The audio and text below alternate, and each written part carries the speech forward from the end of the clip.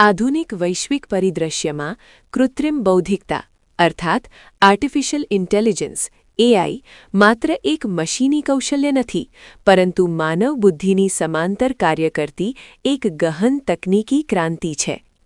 21મી સદીમાં માહિતી તકનીકના અભૂતપૂર્વ ઉદય સાથે એઆઈએ માનવ જીવનના પ્રત્યેક પાસાને અત્યંત સૂક્ષ્મ રીતે સ્પર્શ્યું છે.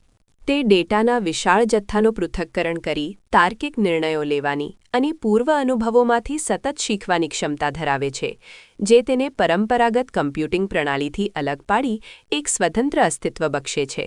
આર્થિક અને વ્યાપારી દૃષ્ટિકોણથી જોઈએ તો એઆઈ ઉત્પાદકતા અને કાર્યક્ષમતામાં ક્રાંતિકારી વૃદ્ધિ લાવવા સક્ષમ છે. ઉદ્યોગ જગતમાં ઇન્ડસ્ટ્રી 4.0ના માધ્યમથી તે સંસાધનોના ઇષ્ટતમ ઉપયોગ અને પ્રિડિક્ટિવ મેન્ટેનન્સ દ્વારા ખર્ચમાં નોંધપાત્ર ઘટાડો કરી રહ્યું છે. જો કે આ આર્થિક રૂપાંતરણ શ્રમ બજારમાં વ્યાપક પરિવર્તનની માંગ કરે છે, જ્યાં માનવ બળને નવીન તકનીકી કૌશલ્યોથી સજ્જ કરવું અતિ આવશ્યક બન્યું છે. ભવિષ્યમાં વૈશ્વિક સ્પર્ધામાં ટકી રહેવા માટે એઆઈ આધારિત સ્ટાર્ટઅપ્સ અને ડિજિટલ અર્થતંત્ર પર ભાર મૂકવો અનિવાર્ય છે. સામાજિક અને માનવીય વિકાસના પરિપ્રેક્ષ્યમાં એઆઈ જ્ઞાન અને સેવાનું લોકશાહીકરણ કરી રહ્યું છે. આરોગ્ય ક્ષેત્રે તે કેન્સર જેવા જટિલ રોગોના પ્રારંભિક અને સચોટ નિદાનમાં વરદાનરૂપ સાબિત થયું છે. શિક્ષણ ક્ષેત્રે વ્યક્તિગત જરૂરિયાતો અનુસાર લર્નિંગ મેનેજમેન્ટ સિસ્ટમ દ્વારા શિક્ષણને વધુ સર્વગ્રાહી અને સુલભ બનાવવામાં આવ્યું છે. વહીવટી તંત્રમાં ઈ-ગવર્નન્સના માધ્યમથી ડેટા એનાલિટિક્સનો ઉપયોગ કરીને પારદર્શિકતા વધારી શકાય છે અને છેવાડાના માનવી સુધી સરકારી યોજનાઓના લાભો પારદર્શક રીતે પહોંચાડી શકાય છે.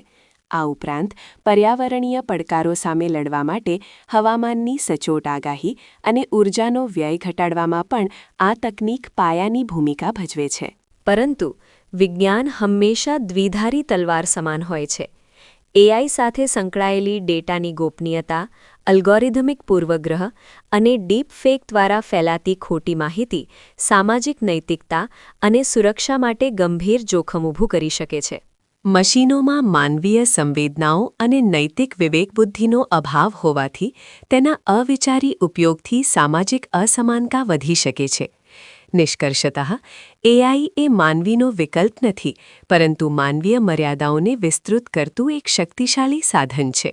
આ તકનીકનો ઉપયોગ વૈશ્વિક કલ્યાણ અને સચોટ નૈતિક માળખાના દાયરામાં રહીને કરવામાં આવે તો જ તે માનવ સભ્યતાના સર્વાંગી વિકાસ માટે આશીર્વાદરૂપ સાબિત થશે.